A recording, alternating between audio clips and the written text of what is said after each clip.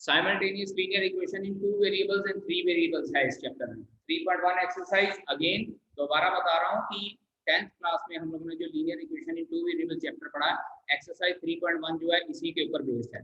Question same वही, elimination method, substitution method और cross multiplication method, जिस मर्जी मेथड से आप करना चाहते हैं आप उस मेथड से सॉल्व कर सकते हैं, ठीक है।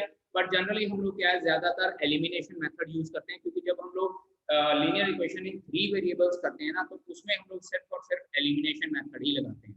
So let us start exercise 3.1। मैं फर्स्ट क्वेश्चन का फर्स्ट पार्ट कंसीडर कर लेता हूं।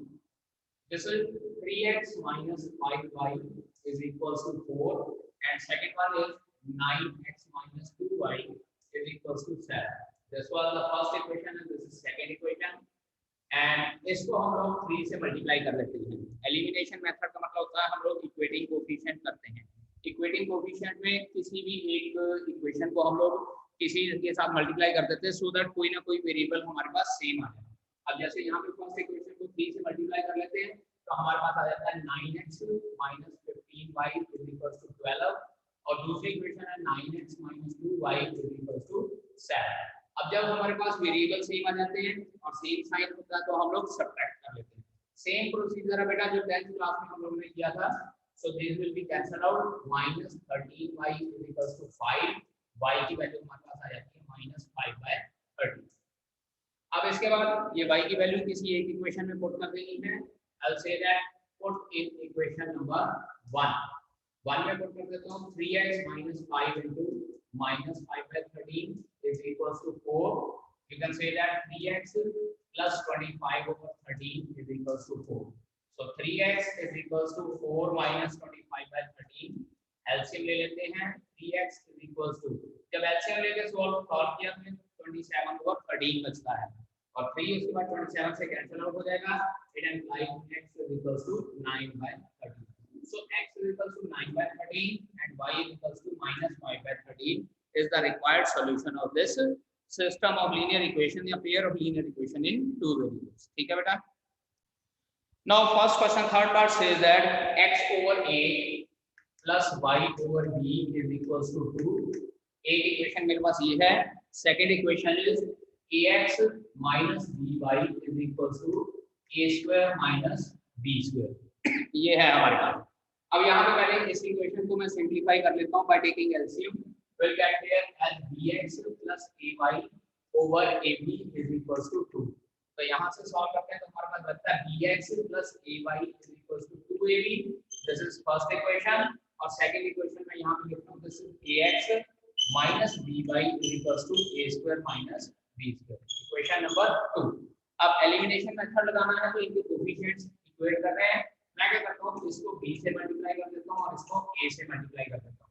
So this will become b2x plus aby is equals to 2ab2, और दूसरी इक्वेशन जो है a2x minus aby is equals to a³ minus ab²। अब इसके बाद दोनों इक्वेशंस को ऐड कर देना, क्योंकि यहाँ पे जो सेम कोएफिशिएंट है उसका साइन सेपरेट हो गया, इसको कैंसिल आउट किया और इन दोनों में से x कॉमन निकला तो ये a square plus b square into x बच जाएगा। अब यहाँ पे हमारे पास क्या बचेगा, a³ 2ab स्क्वायर में से ab square minus it will become ab square. ठीक है। अब यहाँ से हमारे पास a कॉमन निकलता है, so we will say that a square plus b square into x is equals to a common निकला यहाँ पे a स्क्वायर प्लस b। ये a square plus b square cancel out हो जाएगा दोनों साइड से। It implies x is equals to a। So x is equals to a is the first solution of this linear equation। अब इसके बाद x is equals to a किसी भी equation में पुट कर दीजिए। Let us consider put in equation number 2। Second equation में मैं पुट कर रहा हूँ, जो ये सेकंड इक्वेशन थी a into a minus by is equals to a square minus b square। You can say that a square minus by is equals to a square minus b square। a square cancel out हो जाएगा, तो minus by is equals to minus b square, minus minus भी cancel, b और b भी cancel, y is equals to b is the second answer। Therefore x is equals to a, y is equals to b is the required solution of this system of linear equations। ठीक है बेटा, note कीजिए। Given that in third question Student of a class are made to stand in complete rows. If 4 students are extra in a row, there would be 2 rows less, and if 4 students are less in a row, there would be 4 more rows. Find the number of students in the class. अब देखिए इसको किस तरह से करना है. Question number 3, let number of students in one row. एक रो में कितने स्टूडेंट हैं? X. Let number of rows और total rows कितनी है हमारे पास? That will be equals to y. तो therefore total number of students कितने हो जाएंगे? Therefore total number of students is equals to total number of students क्या हो जाएंगे हमारे पास? xy. अब उसके बाद केस 1, फर्स्ट केस में हम लोगों को ये कहा गया है if 4 students are extra in a row, if number of students in one row is equals to x plus 4, then number of rows. अब की बार अगर 4 स्टूडेंट एक रो में ज्यादा हो जाते हैं तो हमारे पास नंबर ऑफ रोज कितनी हो जाती है? 2 लेस, यानी कि y minus 2 हो जाएंगे. Therefore total students कितने हो जाएंगे? Total students is equals to x plus 4 into y minus 2. मतलब number of students in one row multiply by number of rows. अब total student हमारे पास है कितने? xy. इधर मल्टीप्लाई करते हैं तो xy minus 2x plus 4y minus 8 आ जाएगा. ये कैंसिल आउट करते हैं और उसके बाद minus 2 से 2 आउट डिवाइड कर देते हैं तो we'll get x minus 2y minus 4 plus का 4 is equals to 0. minus 2 से डिवाइड कर दिया हम लोगों ने, x minus 2y plus 4 is equals to 0. This will be your first equation. अब इसके बाद केस 2, सेकंड केस कंसीडर करते हैं हम लोग. Case 2, if 4 students are less in a row, if number of students in one row, अगर एक रो में number of students x minus 4 हो, बेटा number of students 4 less हो जाएंगे, then the number of rows will be 4 more. So therefore number of rows कितनी हो जाएगी हमारे पास? That is y plus 4. So we can say that total number of students is equals to again number of students in one row multiplied by number of rows. लेकिन जो total student बेटा हम लोग ने already find out किए हुए हैं xy है. So it implies xy is equals to xy plus 4x minus 4y minus 16. xy cancel out हो जाएगा और उसके बाद 4 से डिवाइड कर देते हैं. x minus y minus 4 is equals to 0 and that will be the second equation. पहली इक्वेशन हमारे पास बनी है x minus 2y plus 4 is equals to 0 और सेकंड इक्वेशन बनी है x minus y minus 4 is equals to 0. इसके बाद solve these two equations. Solve equation 1 and 2. जिस मर्जी मेथड से सॉल्व कर लीजिए, चाहे एलिमिनेशन मेथड, चाहे सब्स्टिट्यूशन मेथड, चाहे cross multiplication method. There is no hard and fast rule, कुछ कहा नहीं हुआ. So it's our own choice. और जब हम लोग इसको सॉल्व करते हैं तो वी फाइंड दैट कि x इज इक्वल्स टू 12 आता है हमारे पास, जो student number of students in one row है, और y की वैल्यू हमारे पास 8 आ जाती है. सॉल्व करने के बाद दोनों इक्वेशंस को सॉल्व करेंगे, x will be equals to 12 and y will be equals to 8. अब इस क्वेश्चन में हम लोगों को पूछा हुआ है how find the number of students in the class. Therefore total students कितने हो जाएंगे बेटा जी? Total students is equals to xy which is 12 into 8 is equals to 96. और बेटा आपको एक बात बता दूं, मैंने यहाँ पे डायरेक्ट आपको सॉल्यूशन आंसर बता दिया है, but you have to show the solution. दोनों इक्वेशंस को सॉल्व करके x और y की वैल्यू फाइंड आउट करनी है और उसके बाद total number of students find out करने हैं. इसमें फिल कर देने and we get that 96 are the number of students in the class. 10% of the red balls were added to 20% of the blue balls. एक रेड बॉल्स है हमारे पास और एक ब्लू बॉल्स हैं and total was 24. जब red ball का 10% और blue ball का 20% निकालना तो टोटल हमारे पास आ जाता है 24. If 3 times the number of red balls exceeds the number of blue balls by 20, मतलब क्या है कि जो रेड बॉल्स हैं उसको 3 टाइम कर देते देते हैं और उसमें से ब्लू बॉल माइनस कर देते हैं तो हमारे पास आंसर बचता है 20. Find the number of red balls and blue balls. तो let us consider let number of red balls is equals to x and number of blue balls is equals to y. According to first condition, पहली condition के accordingly बेटा जी देखिए हमको ये कहा गया है कि 10% of red balls are added to 20% of blue balls. 10% of x plus 20% of y is equals to 24 है. तो परसेंटेज को सिंपल में कन्वर्ट करते हैं तो 10/100x plus 20/100y is equals to 24. ये इसके साथ कैंसिल आउट हो गया. सो डायरेक्ट हमारे पास आता है x/10 plus 2y/10 is equals to 24.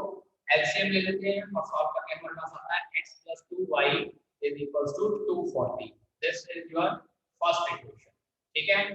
इसके बाद सेकंड इक्वेशन के लिए हमको ये कहा गया है also 3 times the number of red balls exceeds the number of blue balls by 20.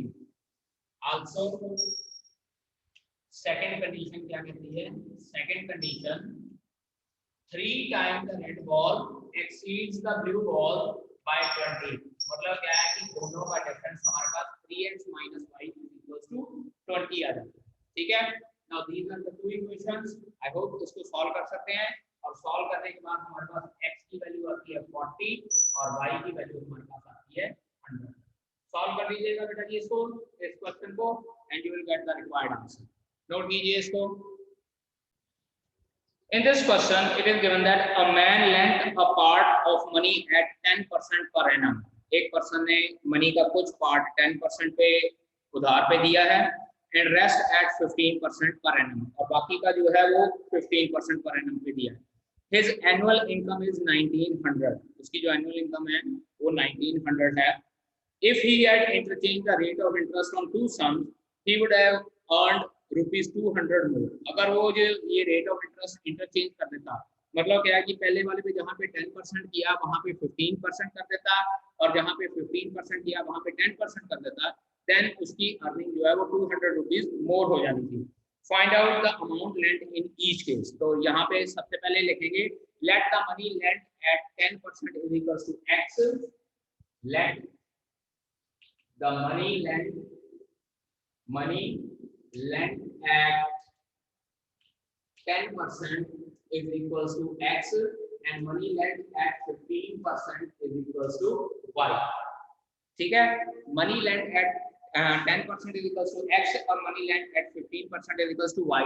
तो according to first condition, पहली कंडीशन के अकॉर्डिंगली क्या आ जाता है हमारे पास 10% of x plus 15% of y is equals to 1900. मतलब क्या है कि पहली मनी पे जो 10% है और दूसरी जो मनी है उस पे 15% है, तो टोटल हमारे पास इंटरेस्ट में मनी जो है 1900 आती है. So 10/100 into x plus 15/100 into x, y is equals to 1900. ये इसके साथ कैंसिल आउट हो जाएगा. 5 के टेबल पे 3 और ये 20. So we can say that x/10 plus 3y/20 is equals to 1900. और उसके बाद एलसीएम ले लेकर सॉल्व करते हैं तो it will B 2x plus 3y is equals to 38,000 हो जाती है. Equation number 1. 2x plus 3y is equals to 38,000 by taking LCM. LCM 20 आ जाएगा. 20 LCM लेने के बाद सॉल्व करके 20 को दूसरी साइड पे मल्टीप्लाई कर देंगे तो हमारे पास क्या आ जाते हैं 38,000. So this is our first equation. अब according to second condition. Second condition में कहता है कि अगर ये रेट ऑफ इंटरेस्ट अगर इंटरचेंज कर देता, मतलब ये 10% y के ऊपर लग जाता तो ये 15% x के ऊपर लगता, देन उसका 200 रुपीस इनकम ज्यादा था. तो according to second condition 15% of x plus 10% of y is equals to 2100. अब की बार 2100 हो जाता. इसको सॉल्व करते हैं. 15/100 x plus 10/100 y is equals to 2100. और बेटा जब इसको सॉल्व करते हैं बाय टेकिंग एलसीएम वगैरह और जीरो वगैरह कैंसिल आउट करते हैं, ये हमारे पास फिर से 3/20 आ जाना है और ये 1/10 आ जाना है. सॉल्व करके हमारे पास आ जाएगा 3x plus 2y is equals to 42,000. Equation number 2। सो पहली इक्वेशन बनी है हमारे पास 2x plus 3y equals to 38,000 और दूसरी इक्वेशन बनी है 3x plus 2y equals to 42,000।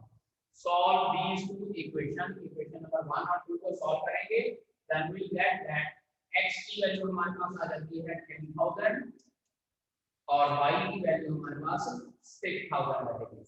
Solve कर लीजिएगा बेटा जी इसको, x की value 10,000 and y equals to 6,000। Solve by any method, elimination, substitution or cross multiplication। In 7th question, it is given to us that a railway half ticket costs half the full fare, but the reservation charges are the same of a half ticket as on a full ticket। मतलब अगर railway की full ticket की cost x है तो उसकी half ticket की cost 1/2x हो जाएगी, लेकिन रिजर्वेशन चार्जेस जो है वो कहते हैं वो सेम है। मतलब फुल टिकट पे भी रिजर्वेशन चार्जेस उतने लगने हैं जितने हाफ टिकट पे लगेंगे। One reserved first class ticket from station A to station B costs rupees 1220 and also 2 reserved first class tickets and 1 reserved half first class ticket from station A to B costs rupees 3060। Find the full fare from station A to B and also reservation charges।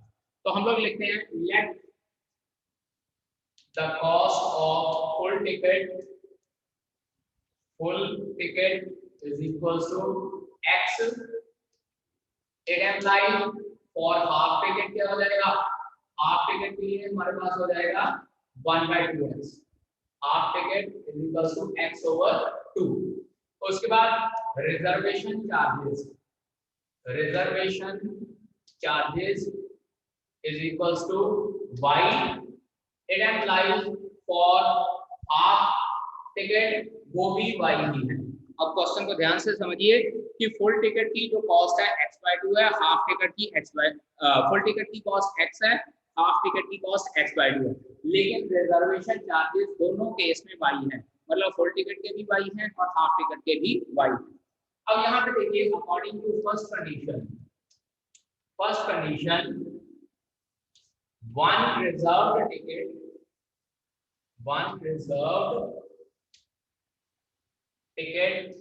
इसकी cost है rupees 1220 1220 रुपए। तो reserve ticket में क्या हो जाएगा हमारे पास, एक तो टिकट के charges plus reservation charges, so it will B x plus y is equals to 1220। so this will be our first condition, reservation charges plus cost of the full ticket। अब इसके बाद बात करते हैं अकॉर्डिंग टू सेकंड कंडीशन में ये कहा है two reserved full tickets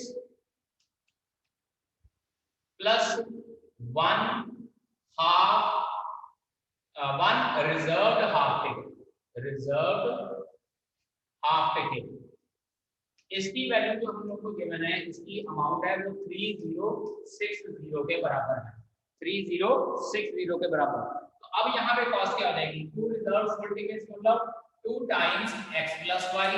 क्या कीजिए, एक रिजर्व टिकट की कॉस्ट x plus y थी, तो 2 रिजर्व की हो जाएगी 2 times x plus y plus 1/2x, क्योंकि 1 रिजर्व हाफ टिकट है x/2, या सीधा इसको x/2 लिख देता हूँ, x/2 plus y is equals to 3060। ठीक है, तो ऐसे करते हैं, यहाँ तो इसको सॉल्व कर लेता हूँ मैं, तो it will become 2x plus 2y plus x/2 plus y is equals to 3060। LCM लेते हैं, सबके नीचे 1 आ जाएगा, सो LCM is 2 4x plus 4y plus x plus 2y is equals to 3060। ये नीचे वाला 2 दूसरी साइड पे जाके मल्टीप्लाई हो जाएगा, so it will become equals to, check कीजिए, 4x plus x is 5x plus 4y plus 2y 6y is equals to 3060 multiplied by 2 is 6120। तो मेरे पास दूसरी इक्वेशन क्या बन गई है, 5x plus 6y। एक इक्वेशन बनी है x plus y is equals to 1220, दूसरी इक्वेशन बनी है 5x plus 6y is equals to 6120। ठीक है जी, solve 1 and 2, solve 1 and 2। First और सेकंड इक्वेशन को सॉल्व कीजिएगा तो आपके पास आंसर आ जाएगा। x की वैल्यू जो आती है दैट इज 1200 और y की वैल्यू आती है 20। मींस टू से हमारे पास जो फुल टिकट की कॉस्ट है 1200 है और जो रिजर्वेशन चार्जेस है that is ₹20 in this case. It is given that Vipin sold a table and a chair for ₹1340, thereby making a profit of 20% on the table and 25% on the chair. If he had taken a profit of 25% on the table and 20% on the chair, he would have got ₹1355. अगर वो इनका profit interchange कर देता तो उसका profit जो है 1355 होता। Find the cost price of the table and chair. तो उसकी जो कॉस्ट प्राइस और टेबल और चेयर है उसकी हम लोगों ने कॉस्ट प्राइस फाइंड आउट की। Let cost price of table CP of table is equals to X and CP of chair is equals to Y. According to profit on, ऐसे करते हैं, first condition profit on table is equals to 20% and profit on chair is equals to 25%. Chair के ऊपर profit 25% है, table के ऊपर profit 20% है। अब यहाँ पे देखिए केस वन लिखने की जरूरत नहीं है, फर्स्ट कंडीशन ही लिख ली हम लोगों ने।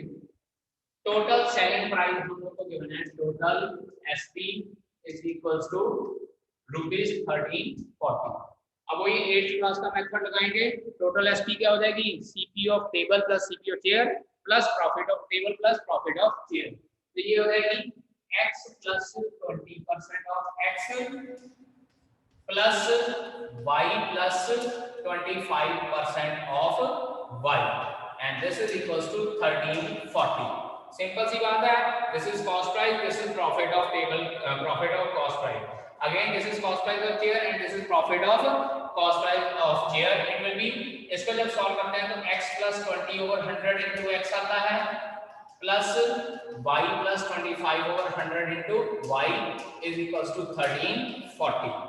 ठीक है, अब इसको एलसीएम वगैरह लेके सॉल्व करते हैं तो ये आता है 120x/100 plus 125y/100 is equals to 1340।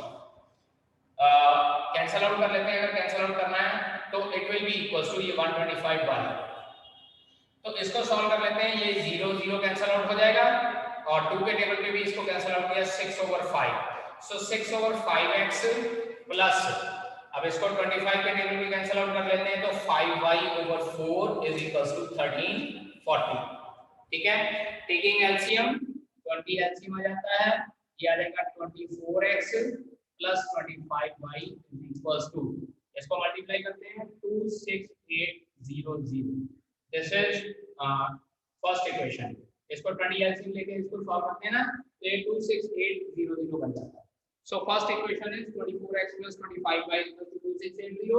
उसके बाद सेकंड कंडीशन में मतलब कि हमको ये कहा गया है कि अगर प्रॉफिट इंटरचेंज हो जाता है, profit on table is equals to 25% and profit on chair is equals to 20%। So it will become total selling price। अब की बात करता है टोटल सेलिंग प्राइस जो है वो 1355 आ जाएगी। 1355, तो 1355 के अकॉर्डिंग इसको करते हैं।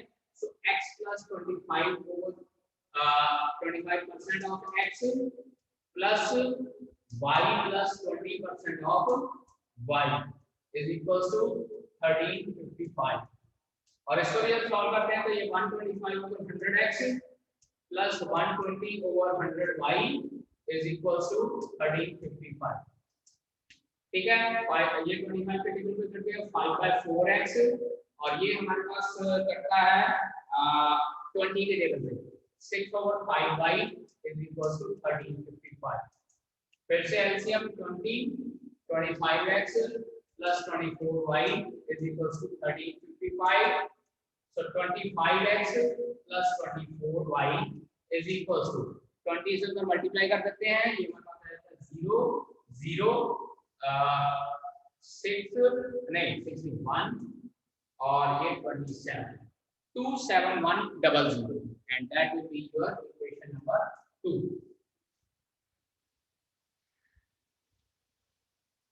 ठीक है जी।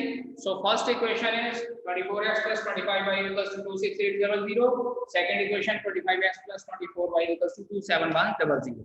अब क्योंकि ये काफी बड़ा हो गया है तो इसके बाद मैंने 10th क्लास में मेथड करवाया था एडिंग 1 and 2